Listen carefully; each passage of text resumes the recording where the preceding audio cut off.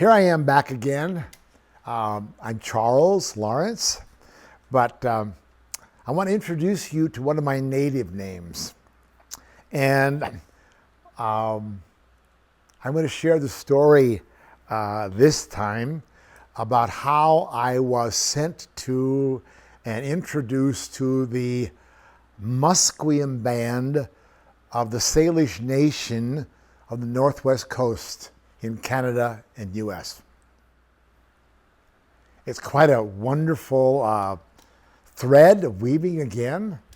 When I was 40, things began to happen in my life. I was a partner in a company. I thought I had a career building in the social world of New York City, doing a lot of magazine covers and being design articles and what have you. And then it all fell apart. And that was about the time then these other strange things began to happen to me. I learned to meditate, I learned to do this and that. And as Aldous Huxley speaks, the doors of perception began to open. Consciousness began to expand. I began to question myself, began to question life in so many ways. And an incident happened that was an indication of things would come later, and I can share that story later on. But I had been contacted in the meditation class. I had, and you're learning to visualize and meditate, and all of a sudden in my mind, this thing happened that was totally frightening to me. We were told to visualize our living rooms, get our visual skills going. And suddenly, in my mind, this man in an orange robe, bald-headed guy, comes in, and I hear myself saying in my mind, "Who are you?" Like, whoa, this was new to me. And I hear this loud voice say, "My name is Rudy." And I thought, whoa, what are you doing here? And he said, "Well, you're going to get worse before you get better," which at that time was, I learned later, is an indicator that as we learn to meditate, as we learn to clear the past from ourselves, our old stories, so we become this harmonious being in our lives. We're being domesticated like animals. We have been frightened by religion. I call it spiritual trafficking because we've been taught fear, so much fear, so conditionality about life. So all these things have been happening, and one night I was going to a lecture in one of the big buildings in New York City, and I got stuck in the elevator. The elevator got stuck. And there's a woman standing there, and she's freaking out. And I am intuitive. I've been intuitive since a little child. And suddenly I found this ability to calm her down. And it turns out that she had been a student of the man who had come to me. He'd been killed in an airplane crash just 6 months earlier. And that's another story. But anyhow, she was a psychologist from Philadelphia. And in that class that night, in this lecture, I was reading this man's book. And she looked at me and she said, "Well, I'm in that book." And he had described in the book how he had helped heal her from cancer. But the cancer had come back. So for the next few months, I went back and forth to Philadelphia to do hypnosis with her and help her prepare for death. Then one night she gave me a house filled with antiques, glorious Buddhas, Tonkas, artifacts. And she gave me a carved jade puma from Peru, inset with gold and pyrite. I was taking this back to New York, and a dealer would come to gather it from me. Well, that led series of events. It led to me going to Peru for the first time, 1975. And this old man who came to get this artifact, wonderful guy, he arranged for me to go to Peru. And I was there 6 weeks the first time. And his friends greeted me. I stayed in homes in Peru. But then I met a wonderful, wonderful healer out in the deserts of Ica in southern Peru. And again, a grandmother, maybe was 90 at the time when I met her. But she gave me an instruction that has been part of my teachings and part of my journey ever since. And that instruction is, whenever you go to a new place, you are a trespasser. You are walking on the ashes, the heritage of that place, of peoples who have been there for thousands of years. That was very new at that time to me, but it made sense. And then she said to me, you just make an offering of some kind and you talk to the spirits and say, look, I'm here for this reason. Please let me be here. And then, as a little tiny addendum, she said, if you want, you can say to those spirits of that place, if there is something I can do for you while I'm here, let me know. Well, that was very, very foreign at that time. Time goes by. I'm then invited to this one psychologist teacher I was working with. I'm invited to go to the University of British Columbia in Canada to teach. We were just beginning to really explore shamanism at that time and understand that the power of the native, the indigenous ways of the shaman for centuries had been helpful to the people. So I go to Vancouver the first time. I'm at the home of the dean of that department in the university.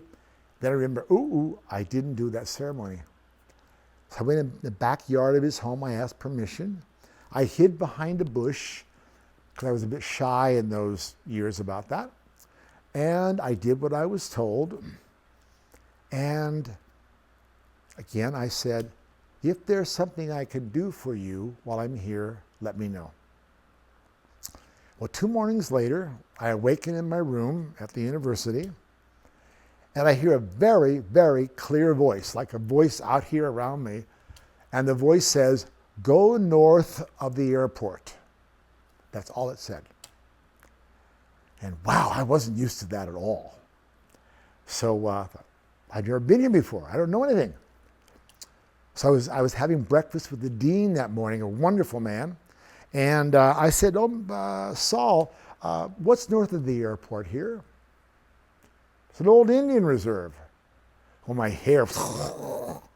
Whoa, I got a shock. So I knew that I had to make contact in some manner. Well, life always seems to provide the next step, because one of the participants in that course in advanced psychology happened to be the Under Minister of Indian Affairs for that province of British Columbia. So I went to him in a break, and I could not say to somebody in those years, I heard a voice, that sounded crazy to me. So I said, I understand you're connected with the Department of Indian Affairs. Yeah. And he said, well, I'd like to make contact with this reserve over here. He said, I wouldn't bother. He said, they're alcoholic, they're shut off, they don't want anybody from the outside coming in there. I thought, well, I gotta really let him know what happened. So I said, well, look, I heard a voice last night, and it's telling me to go there. Will you make an effort on my behalf to contact them? He goes off. He said, well, whatever. And within 5 minutes, he came back shaking his head because he had one person to call, the liaison between the band, the native band, and the government, and she was at her desk, Ruth Point. Not only was she at her desk, The medicine man was standing right there with her. And when he gave the message, the medicine man said to her, well, tell him I've been waiting 2 years for him to show up. He had seen me in a dream while I was in Peru 2 years earlier. Again, these incidences kept amazing me more and more. So after that course was finished, 5 of us drove out to the reserve, and I took some gifts. And that began a relationship until the time the elders died. I brought them out to the world. Many other stories I can tell. But I was prophesied that this man would come from away who would help bring, and those words, they use the word change. I don't use the word change, but bring a change for the people. Well, little did I know that over 200 years ago, the Christian missionaries had made them stop weaving because they said that was the devil's work. And they had taken their blankets away, Again, that Christian way of attempting to break the spirit of the people. So Charlie comes along all these years later, and then 2 women had dreams. The grandmothers came to them in the dreams about the time I arrived and said, you must weave again. The spirit of our people is in those weavings. So I became a part of the revival of the weaving of those people. At one time, I brought 17 people to New York City, to Washington, D.C. The museums were trying to help me a little bit because there was no examples of their blankets left. So years go by. In fact, 37 years go by. Last June, I get a call from one of the women on the reserve in Canada telling me that someone had a vision. They were to bring home the blankets. They existed in museums, private collections, some universities here in Europe, in America. And they were all going to come home for a visitation. And they were so excited. And they wanted me to come to Canada for that opening. And it turned out that I couldn't be there then. I was in Egypt on the Nile River when the opening happened. But one of the things that is so amazing to me is that the prime blanket of that entire exhibit lives here in Helsinki, Finland. And there's no record of precisely of how the blanket got here. But these people, these women, the spirit of the people was so, the enthusiasm was so great to have these blankets come home. And at one point in early February, I flew out to Vancouver and made a surprise visit to the reserve, and I got to go to the exhibition of the blankets. And here is a central blanket that lives here in Helsinki, is the centerpiece. And a couple blankets are 300 years old, and it's extraordinary. There was no wool in those years. They used nettle fibers. They used woolly dog hair. They used the down from certain birds in their blankets. There was mountain goats in the mountains. They got the mountain goat hair off bushes. And they wove these magnificent blankets. And there was no, all the dyes were natural plants and what have you. So I got to play a part of that also. And then I came here in March, and I'd heard about the story of how the museum here in Helsinki was questioning whether or not to let the blanket go, because it's a prime treasure of the museum. But they did.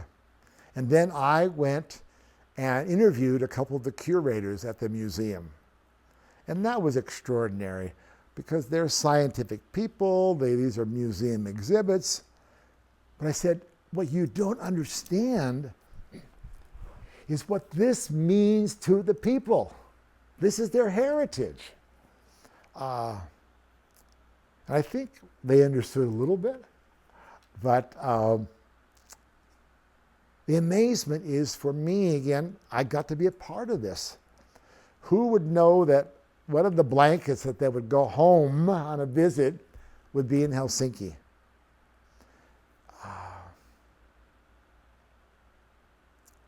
It has humbled me, made me question it many, many times. Who am I really? How come I'm the guy that gets sent here and sent there?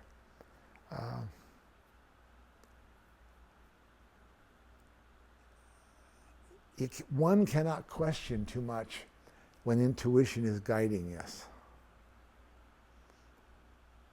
And there has to be a commitment on the part of the individual to be willing to open up to guidance.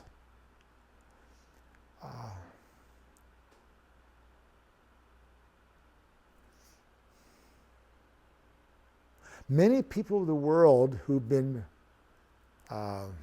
converted to somebody else's way, religious beliefs, have become disconnected from their own belonging to creation, their own part of it. And a man who became a dear, dear teacher, a beloved friend of mine, the man who sent me on some of my missions, Joseph Campbell, talked about, and his prize book is called The Hero's Journey, about the journey of the individual to discover who they really are. And we go back to the ancient myths. Kalevala here in Finland. Each culture has ancient mythology. It's waiting to be discovered again, be reawakened in ourselves. But one of the things that Joe said, that if you're following in somebody else's footsteps, you're not on an authentic path. A lot of folks try to follow this religious person's path. Well, it's not a path. They're just a sheep being led to slaughter by that shepherd. And slaughter is the word. But when the person is really sincere about discovering themselves, has to go to the darkest part of the forest where no one has been before. And that's inside of ourselves. No one can tell us how to do it. They can give inclinations, but it's the journey to really explore, who am I really? Why am I here? What has meaning to my life? And we have today millions and millions of people who are at the affect of brainwashing, who don't know why they're really here. I've encountered these people here in Finland, all over, South Africa, South America, United States, Canada. And they're people who are yearning for a sense of meaning. Yes, meditation is one of the keys. Coming to quiet the mind. What is this thing called consciousness? What is awareness? Where are there filters? That we have built filters into our consciousness because of right or wrong, good or bad, somebody else's values. And we've all got to have that courage to venture into the inner realms and begin to follow what I call an authentic pathway. There was a fabled teacher many years ago, Don Juan, in Carlos Castaneda's stories. And Don Juan said that in life, there's essentially only one choice. Either you're going to follow a path with heart or a path without heart. And for me, it's a no-brainer. The path of the heart. Now, along the way, I've had a lot of lessons.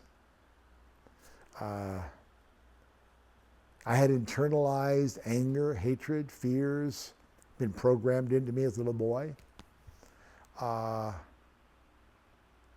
Racism, sexist beliefs, all these kind of things we've all been programmed into. And it's the responsibility of each one of us, and it's also in the old mythic tales, to sort the seeds.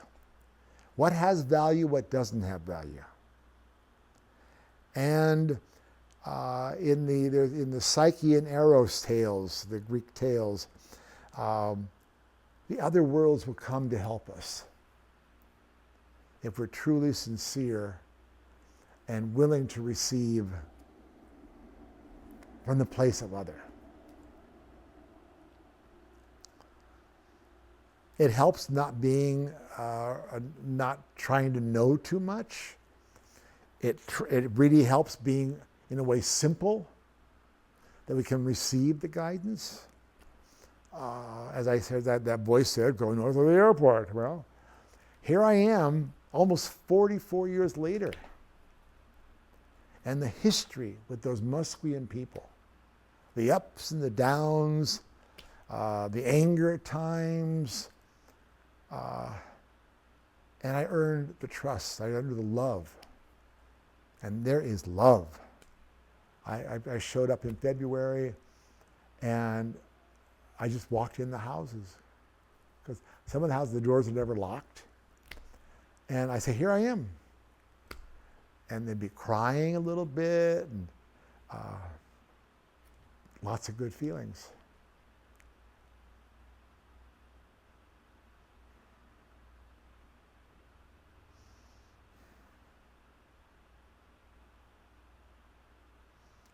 We never ever know when the next guidance is going to come. There is, and I've been sharing these stories over the years with the people of the Four Winds, with my teachings around the world. I don't teach anymore the same way. I just want to show up.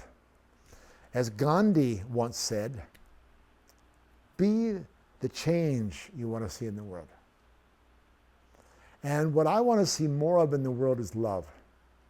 I want to see more of people really arms open wide, looking eye to eye. I was hugging a man at the Four Winds this last week, and he said to me, he looked at me, he said, never in my life have I felt that kind of a hug.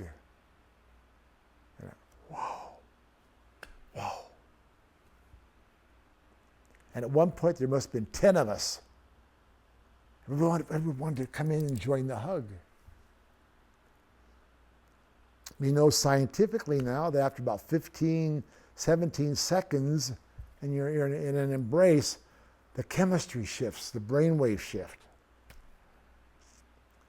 Every one of us who were connected at that moment in time, our arms around each other, man, woman, child, all of those. It's a blessing in that way. There's something happening inside of each one of us.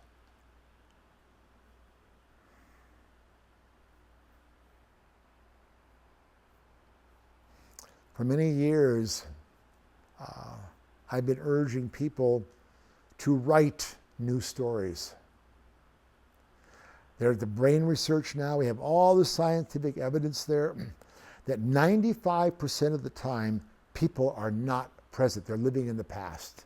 They're living inside their memories or something. And here is creation happening right here, and we're not there for it. We're dragging along what I call dry bones. And the one who is committed, and I go back to meditation, I'll mention meditation again. It helps us become clearer and clearer on what am I doing? What is the deliberate choice I've got to make?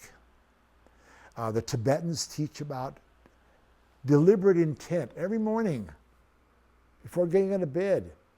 You decide how the day is going to be. You never wait for it to happen. I make this decision.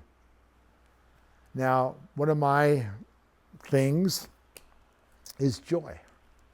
I'm not interested in happiness, what we call causeless joy.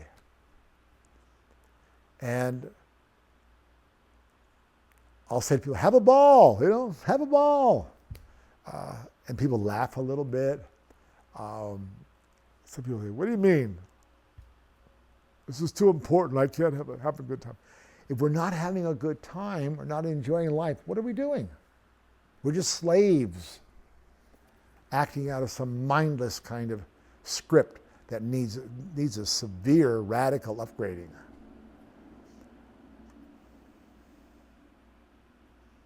Back home at our dances, our ceremonies, when I was teaching, I just kept saying that, why bring the same dry bone every time you come together? Oh, this happened to me, that.